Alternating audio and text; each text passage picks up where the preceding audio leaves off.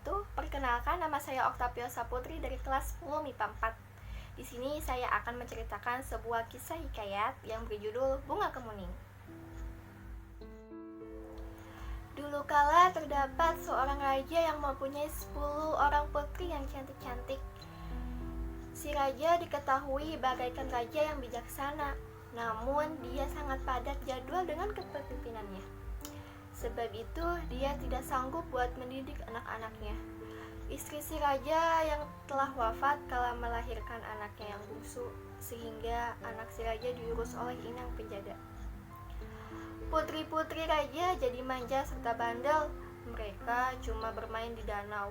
Mereka tidak ingin belajar serta pula tidak ingin menolong ayah mereka.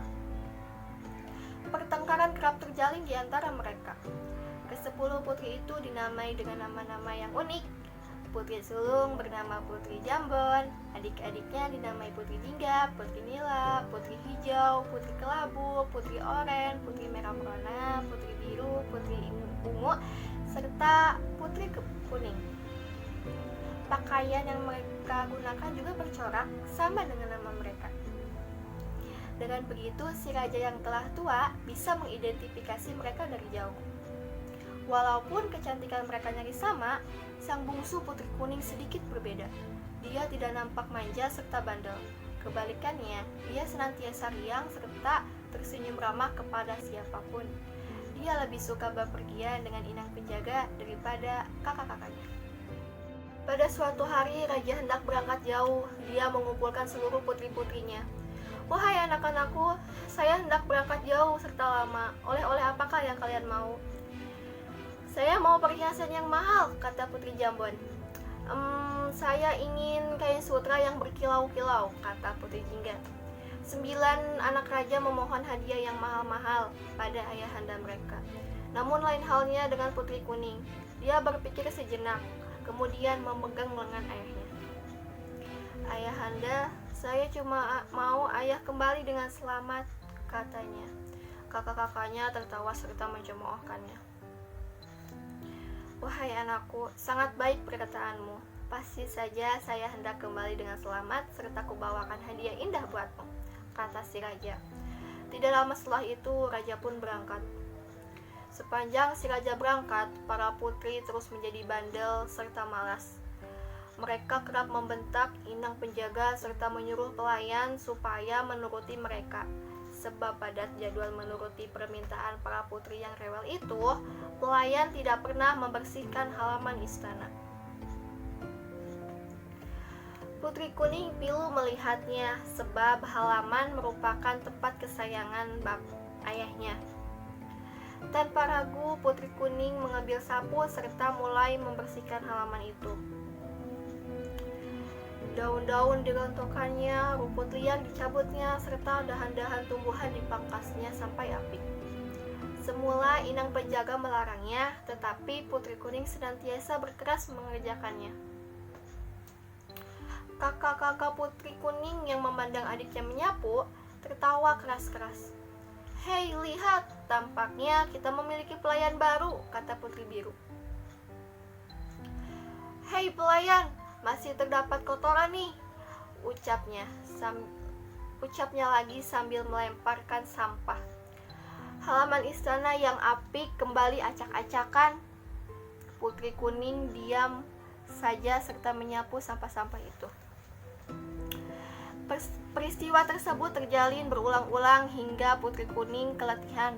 Dalam hati dia dapat merasakan penderitaan para pelayan yang dituntut mematuhi bermacam perintah kakak-kakaknya. "Kamu ini sangat keterlaluan. Mestinya ayah tidak perlu mengatakan apa-apa buat kalian. Bisanya cuma mengusik saja," kata Putri Kuning dengan marah. "Sudahlah, saya bosan. Kita mandi di danau saja yuk," ajak Putri Nila. Mereka meninggalkan Putri Kuning seorang diri. Begitulah yang terjalin setiap hari, hingga ayah mereka kembali. Kala si raja datang di istana, ke-9 putrinya masih bermain di danau, sedangkan Putri Kuning lagi merangkai bunga di teras istana. Mengenali perihal itu, raja jadi sangat pilu. "Wahai anakku yang giat serta baik budi, ayahmu tidak sanggup berikan apa-apa, tidak hanya kalung hijau ini. Bukannya corak kuning kesayanganmu."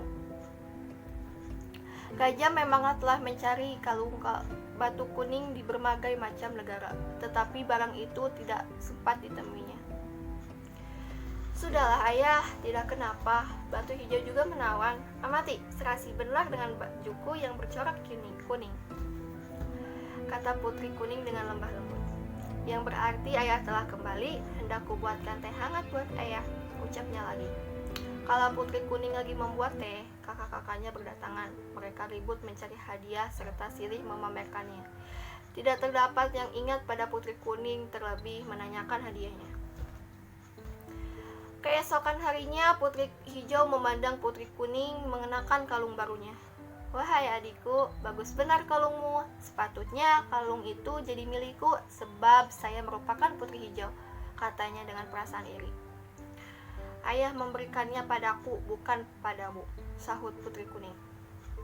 Mencermatinya, putri hijau jadi marah. Dia lekas mencari saudara-saudaranya serta menghasut mereka. "Kalung itu milikku, tetapi dia mengambilnya dari saku ayah. Kita wajib mengajarkannya berbuat baik," kata putri hijau. Mereka kemudian setuju buat merampas kalung itu. Tidak lama setelah itu, putri kuning timbul. Kakak-kakaknya menangkapnya serta memukul kepalanya. Tidak disangka pukulan tersebut menimbulkan putri kuning wafat.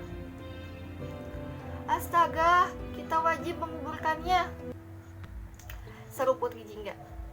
Mereka beramai-ramai mengusung putri kuning, kemudian menguburkannya di halaman istana.